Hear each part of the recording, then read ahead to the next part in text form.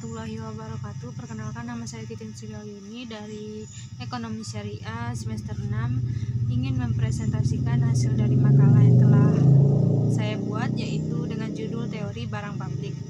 Di sini saya akan membahas mengenai apa itu barang publik dan sektor publik. Terus yang kedua, apa teori barang publik, Pigo, Bowen, dan anggaran. Terus yang terakhir, bagaimana perbedaan spesifik terkait dari teori barang publik, Pigo, dan Bowen, serta anggaran. Langsung saja masuk ke pengertian sektor publik. Ekonomi publik berasal dari dua kata, yaitu ekonomi dan publik. Kata ekonomi merujuk pada kegiatan yang bertujuan memenuhi kebutuhan dan keinginan dengan tujuan peningkatan kualitas hidup kesejahteraan masyarakat. Sementara itu, kata publik dapat diartikan sebagai hal-hal yang berkaitan dengan urusan dan perhatian banyak orang, atau publik berpendapat umum, wilayah dan kepentingan masyarakat umum. Sektor publik.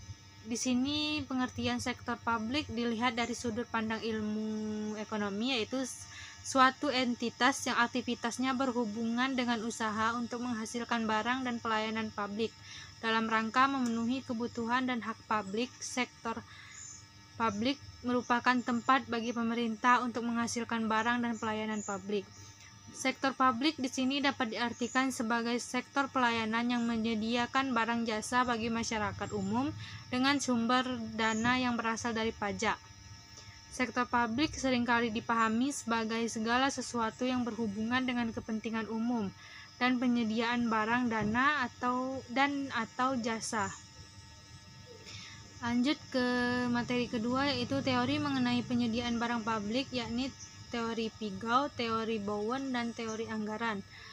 Teori barang publik mencakup berbagai pendekatan untuk memahami bagaimana barang publik dapat disediakan dan didanai secara efisien. Salah satu teori yang terkenal adalah teori Bowen, yang menyatakan bahwa penyediaan barang publik didasarkan pada teori harga yang sama dengan penyediaan barang swasta. Menurut teori ini, setiap individu membayar harga yang sama untuk barang publik, dan harga ini mencerminkan biaya margin penyediaan barang tersebut.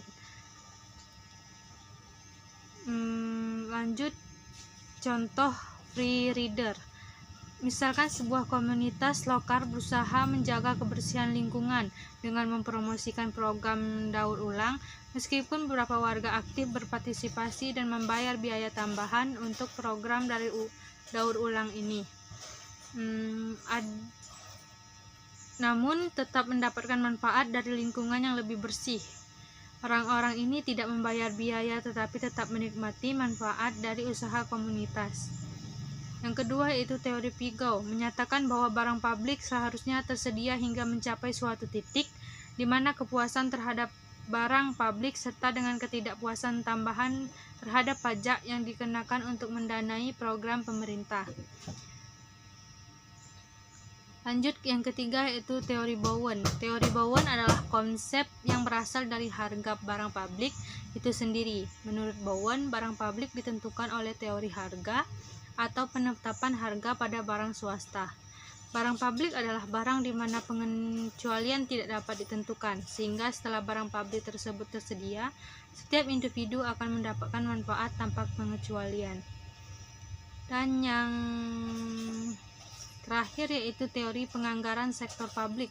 Anggaran merupakan pernyataan mengenai estimasi kerja yang akan dicapai oleh suatu organisasi dalam periode tertentu yang dinyatakan dalam ukuran moneter. Penganggaran dalam organisasi sektor publik merupakan aktivitas yang penting karena berkaitan dengan proses penentuan alokasi dana untuk setiap program maupun aktivitas. Pentingnya anggaran sektor publik ini dibuat untuk membantu menentukan tingkat kebutuhan masyarakat seperti listrik, air bersih, kualitas kesehatan, pendidikan, dan sebagainya. Merefleksikan perubahan prioritas kebutuhan dan kegiatan masyarakat. Materi terakhir, yaitu mengenai perbedaan spesifik pada teori Pigo, Bowen, dan anggaran. Teori Piaget berpendapat bahwa barang publik harus disediakan sampai suatu tingkat di mana kepuasan margin akan barang publik sama dengan ketidakpuasan margin akan pajak yang dipungut untuk membiayai program-program pemerintah. Terus yang kedua yaitu teori Bowen, mengemukakan suatu teori mengenai penyediaan barang publik dan teorinya didasarkan pada teori harga seperti pada penentuan harga barang swasta. Yang ketiga itu teori anggaran. Teori ini didasarkan pada suatu analisa di mana setiap orang membayar atas penggunaan barang-barang tersebut dengan jumlah yang sama, yaitu sesuai dengan sistem harga untuk barang-barang publik melalui budget. Sekian materi yang dapat saya sampaikan. Jika kurang saya mohon maaf. Saya akhiri. Wassalamualaikum warahmatullahi wabarakatuh.